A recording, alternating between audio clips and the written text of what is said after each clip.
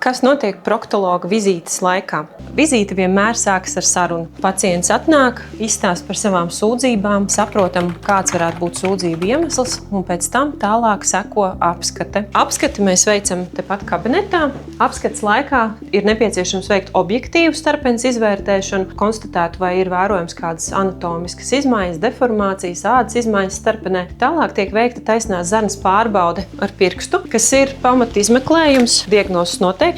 Pēc tam, kad ir izdarīts šis izmeklēšanas etaps, ja ir nepieciešams, tad veicam taisnās zarnas apskati ar speciālu instrumentu. Vai nu tiek izmantots anoskops, vai arī, ja ir nepieciešama apskate nedaudz dziļākā zarnas posmā, tad tiek izmantots rektoskops. Apskates laikā tiek izmantots lubrikants, ja nepieciešams, tad arī ar atsāpinošu efektu, līdz ar to procedūra nav sāpīga un ir paveicama diezgan ātri, bet iedod ļoti daudz papildus informācijas par to, kāds varētu būt sūdzību iemesls.